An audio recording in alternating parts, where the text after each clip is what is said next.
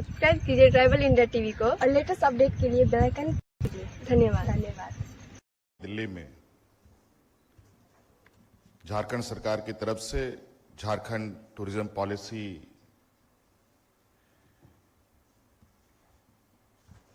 को सार्वजनिक तौर पर आपके बीच में रखने के इस क्रम में हमारे साथ उपस्थित मंच पर अपर मुख्य सचिव अरुण सिंह जी, विभागीय सचिव अमिताभ कौशल जी, गृह सचिव हमारे प्रधान सचिव राजीव अरुण एक्का जी, सचिव हमारे विनय चौबे जी, राज्य के सभी हमारे पदाधिकारीगण और विशेष तौर पर यहां आए हुए आप सभी महानुभाव, सम्मानित अतिथिगण, पत्रकार मित्रों, सबसे पहले आज के इस अवसर पर यहां उपस्थिति के लिए आपका मैं बहुत बहुत शुक्रिया अदा करता हूं और अपनी ओर से जोहार करता हूं।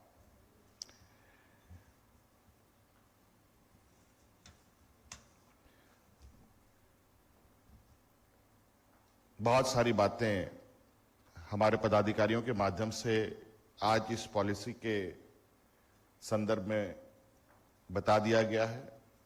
आज उसकी पुस्तक का भी अनावरण हुआ है।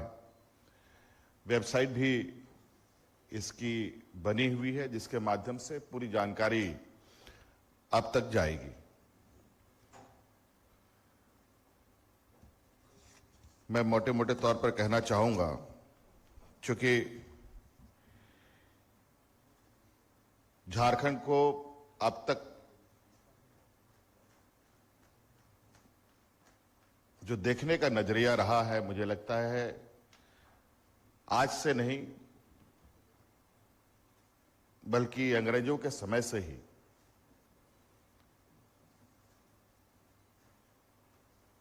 और वो नजरिया रहा है मात्र खनिज संपदाओं को लेकर। हमारे स्टेट में लगभग 42% खनिज संपदाएं पाई जाती हैं, विभिन्न प्रकार के।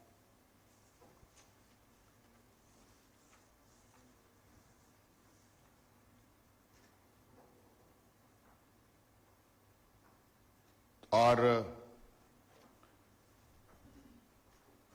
देश आजादी से पहले से ही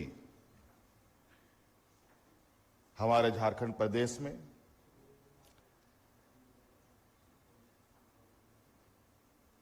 खनिजों का उत्खनन होता रहा है। इसलिए इसको आमतौर पर खनिज संपदाओं से संपन्न राज्य भी कहा जाता है।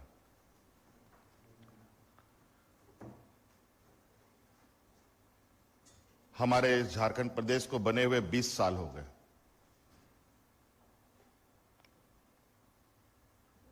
और इस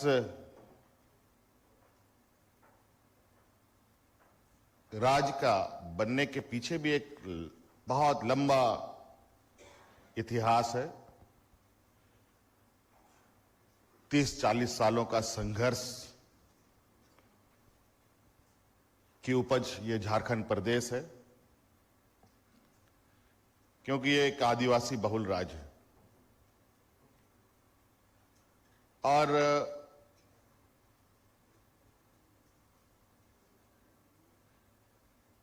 जबकि ये खनिज संपदाओं से भरपूर ये राज्य है, फिर भी वहां के लोग और झारखंड प्रदेश का पिछड़ापन भी किसी से छुपा नहीं है।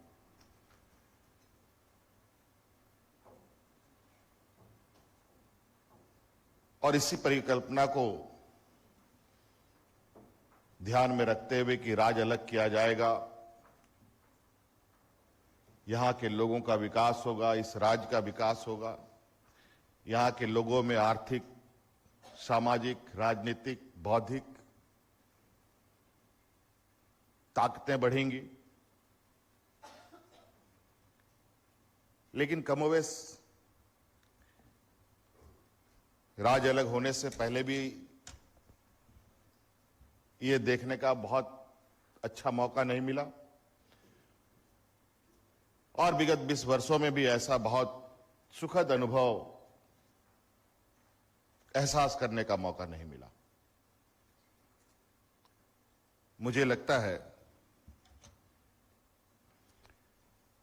अब तक झारखंड को देखने का नजरिया जो रहा है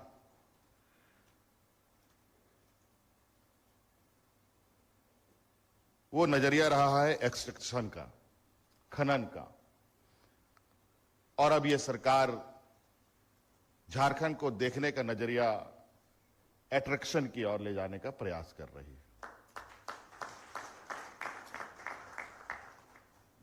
और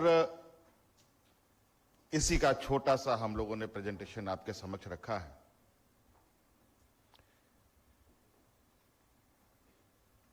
रिसर्च स्टडी के लिए भी मुझे लगता है झारखंड प्रदेश, दुनिया की तो मैं बात नहीं कर सकता क्योंकि पूरी दुनिया मैंने नहीं घूमी है, लेकिन इतना जरूर कह सकता हूं कि इस देश में अनोखे अनोखे चीजें हैं। अभी अपर मुख्य सचिव जी ने कहा है कि फॉसिल पार्क हमारे राज्य में है, जिसका हाल में ही हम लोगों ने उद्घाटन किया है।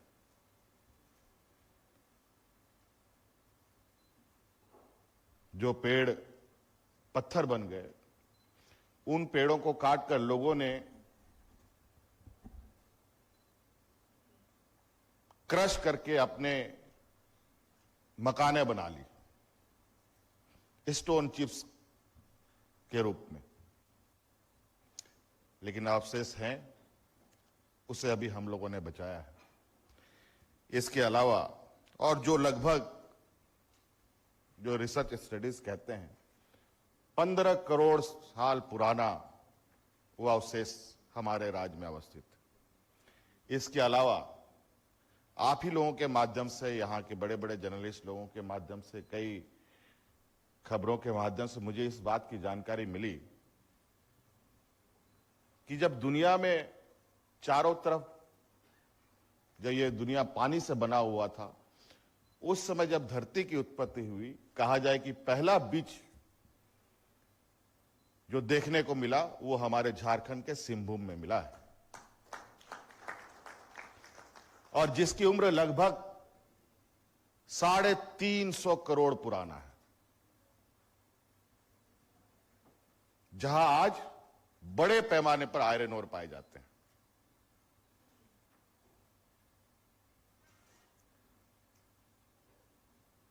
तो इस तरीके का एक इतिहास भी हमारे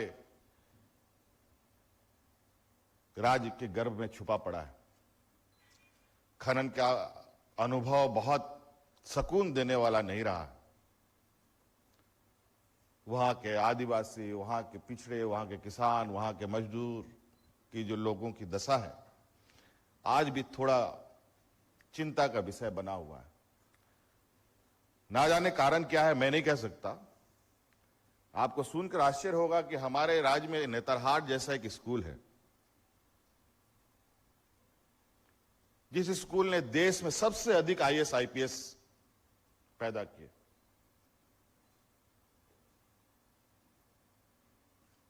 जो राज्यों में भी है, केंद्र में भी बैठ करके नीतियां बनाते हैं, सरकार को सहयोग करते हैं।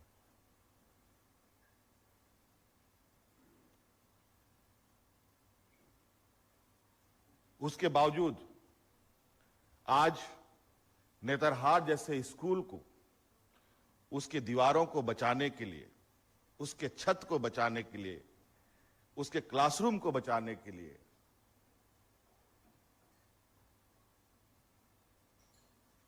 उसके पूरे आधारभूत संरचनाओं को बचाने के लिए सरकार जद्दोजहद कर रही है।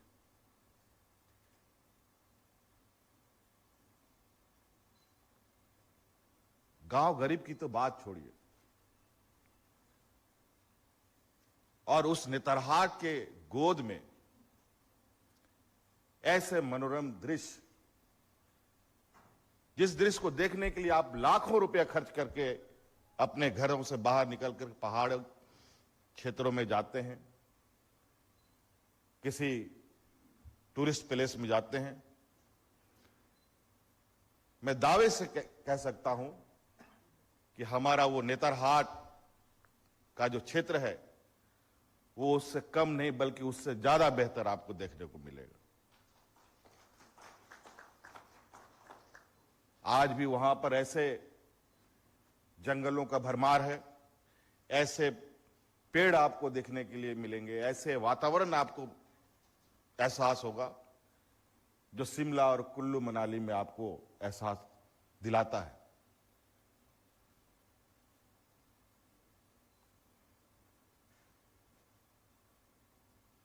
लेकिन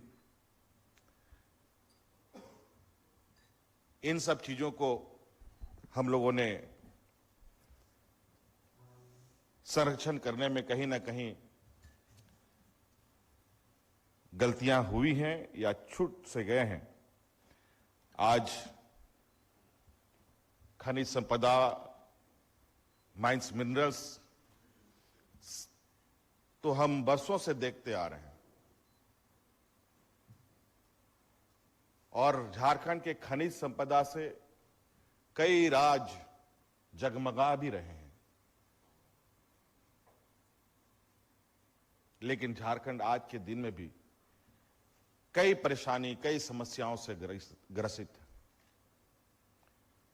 तो हम लोगों ने ये कार्य योजना तैयार किया कि क्यों नहीं हम टूरिज्म की ओर आगे बढ़ें। और मुझे लगता है ये एक ऐसा क्षेत्र है जिससे ग्रामीण क्षेत्रों में, यहां जहां पर टूरिस्ट लोगों का मूवमेंट है, वहां की आर्थिक गतिविधियों में तेजी आएगी। लोगों को रोजगार पाने के लिए हार्डवर्ड से पढ़ने की आवश्यकता नहीं पड़ेगी।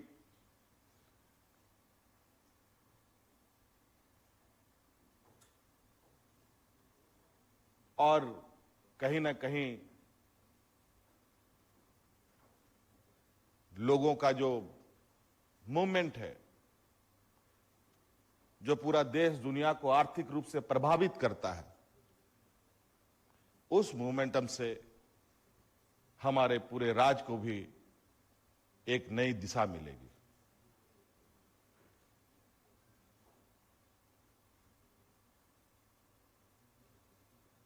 अभी हम लोग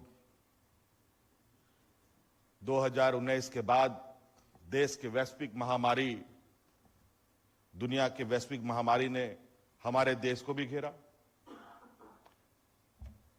हम भी उससे अछूते नहीं रहे, हम भी उसके चपेट में आए।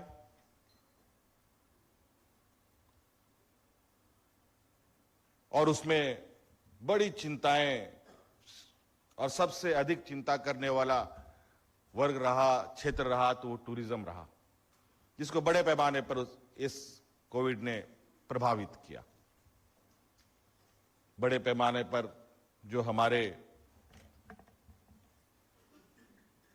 टूरिज्म से जुड़े हुए लोग थे, उनकी दुकानें बंद हो गई। ये कोविड के बीच में तो ऐसा लग रहा था कि पता नहीं शायद भविष्य में टूरिज्म का द्वार खुलेगा कि नहीं खुलेगा। ये एक बहुत बड़ा चिंता का विषय बना हुआ था। लेकिन उस समय भी हम लोग इस विषय पर चिंतन मंथन कर रहे थे, क्योंकि झारखंड नाम से अगर आप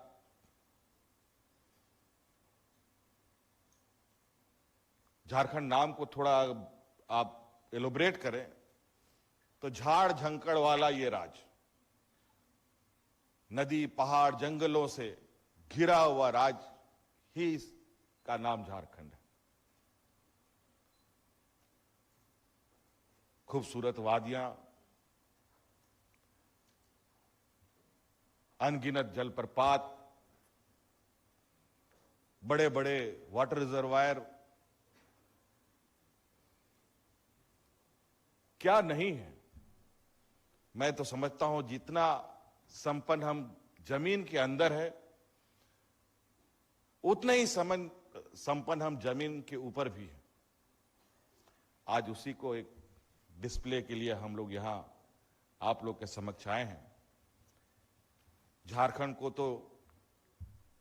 की जमीन के नीचे तो सब लोगों ने सर्वे कर लिया, चाहे वो सैटेलाइट के माध्यम से या अलग अलग तरीके के माध्यम से, लेकिन झारखंड के खूबसूरत मनोरम दृश्य को शायद किसी ने आज तक बहुत करीब से नहीं देखा।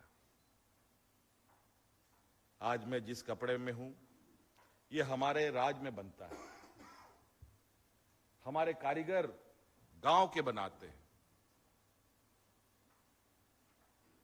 और आपको सुनकर आश्चर्य होगा, देश का सबसे बड़ा तसर उत्पादक अगर कोई है देश में तो वो झारखंड प्रदेश है।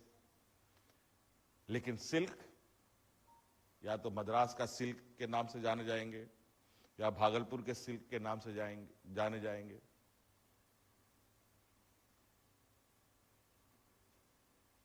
थोड़ा सा चिंता विगत दिनों में हम लोगों ने किया कि आखिर राज्य को आगे बढ़ने में दिक्कत क्यों होती है, ये विकास क्यों नहीं करता, यहां के लोगों में संपन्नताएं क्यों नहीं होती। एचईसी जैसे मदर फैक्ट्री जिसने पूरे देश के बड़े बड़े उद्योग को खड़ा किया, वो आज बेचारा कैसे जिए इसकी चिंता में। और आज इस राज्य ने पूरे देश को कोयला, लोहा, सोना, अभ्रक, अनेकों चीजें दी। और अभी भी अपना सीना फाड़कर, चीरकर देश की सेवा में लगा है। लेकिन इसकी सेवा कौन करेगा? कहीं ना कहीं जब इसके तह तक हम लोगों ने जाने का प्रयास किया तो मुझे बिल्कुल यह साफ तौर पर दिखा कि इस राज्य को सिर्फ एक दुधारू गाय के रूप में देखा गया, बल्कि इसके सेवा करने लोग भूले सके। आज इसी को एक प्रयास है, क्योंकि झारखंड के प्रति जो हमारा लगाव है, और हम ये गौरव से कह सकते हैं, आज जिस कार्य योजनाओं के साथ हम आगे बढ़ रहे हैं, आज हमारे राज्य में वाटरवेज भी हैं, एयरवेज भी हैं, रेलवेज तो हम लोगों के और यहां पर उपस्थित कई लोगों के जन्म से पहले से ही हैं।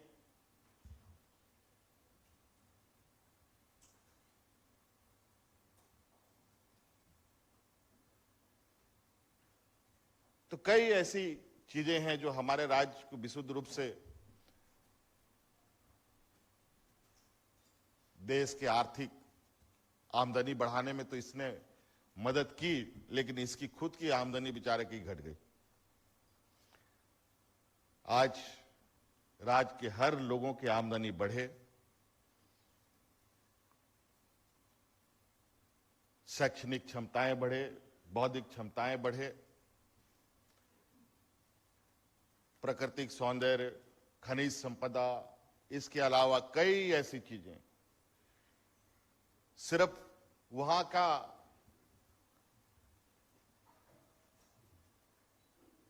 मिट्टी ही और वहां का सोना ही, वहां का कोयला ही, वहां का अभ्रक ही, वहां का यूरेनियम ही महत्वपूर्ण नहीं है, बल्कि वहां के लोग भी इतने एनर्जेटिक और इतने टैलेंटेड हैं।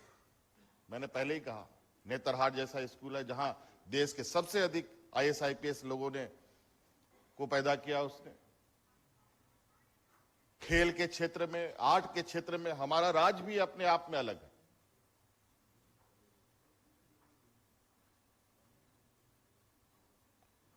धोनी जैसा खिलाड़ी क्रिकेट का हमारे राज्य से आता है। सलीमा टेटे जैसी लड़की जो सीमित संसाधन में, जिसको घर में 2 वक्त का खाना नहीं जुटता है, वो बच्ची आज देश में देश का प्रतिनिधित्व दुनिया में कर रही है हॉकी के क्षेत्र में।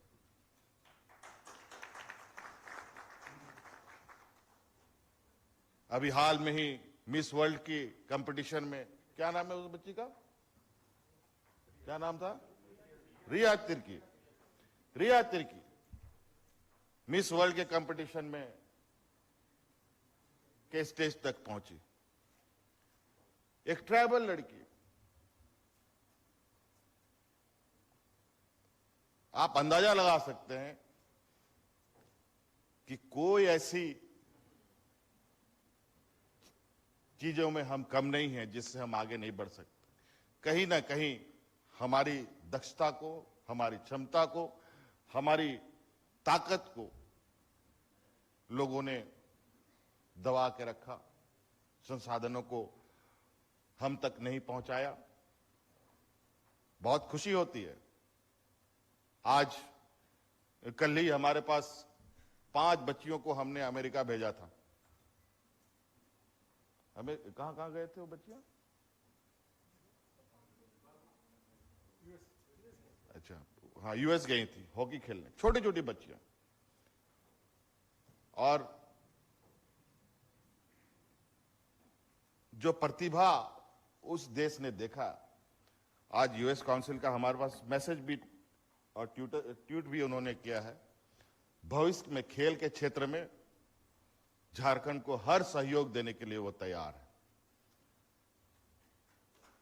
तो आज कहीं ना कहीं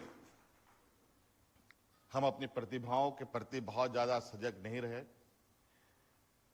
क्योंकि ये झारखंड प्रदेश में लोगों में इतनी जागरूकता भी नहीं रही है। लेकिन इसी उद्देश्य और इसी लक्ष्य के साथ इस राज्य को अलग किया गया था, ताकि यहां के लोगों को, यहां के इस क्षेत्र में वास करने वाले सभी लोग के बीच में शैक्षणिक, सामाजिक, राजनीतिक, बौद्धिक क्षमताएं बढ़े, आर्थिक क्षमताएं बढ़े। हमने कई बार, चूंकि हम लोग का राजनीतिक व्यक्ति होने की वजह से हम लोगों का दौरा होता रहता है। कभी कभी मैं सोचता हूं कि आखिर लाखों रुपए खर्च करके हमें दूसरे राज्यों में जाने का जरूरत क्यों पड़ता है? क्यों नहीं हम इन्हीं चीजों को ऐसे डेवलप करें जो हमारे ही घर में हो और उसको देखने लोग आए। शायद पता है कि नहीं पता है, इस सभा में देश का पहला टाइगर रिजर्व फॉरेस्ट अगर कहीं बना तो वो झारखंड पलामू में बना, जो आज वो उसकी स्थिति को रिवाइव करने की दिशा में आज इस टूरिज्म पॉलिसी के माध्यम से भी हम लोगों ने आगे बढ़ने का सोच रखा है।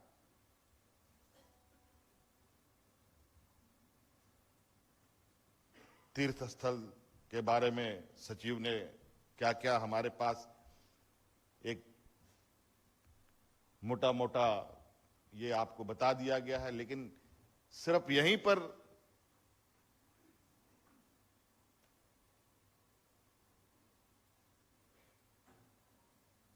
हम लोगों की जो यात्रा है वो खत्म नहीं होती। यहीं पर पर्यटक के कदमे रुकेंगे ऐसा नहीं है। मैं समझता हूं अगर पर्यटक की यात्रा झारखंड में प्रारंभ हुई, मैं निश्चित रूप से और पूरे विश्वास के साथ कह सकता हूं कि वो पर्यटक के पैर कभी नहीं रुक सकते, क्योंकि हर मोड़ पर, हर चौराहे पर हमारे अनेक ऐसी चीजें आपको देखने को मिलेंगी जो आपको झारखंड की ओर आकर्षित करेगा।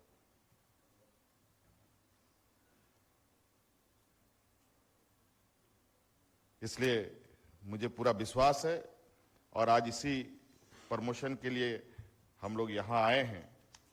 बहुत सारी चीजें तो जिसमें ये हम लोग का पहला पड़ाव है, पहला कदम है। पॉलिसीज तो हमने बना दी। मैं इस मंच से एक ही बात कह के अपनी बातों को समाप्त करना चाहूंगा कि आप सब लोग को आज ये पहला दिन है हमारे टूरिज्म पॉलिसी के लॉन्चिंग का। बहुत सारे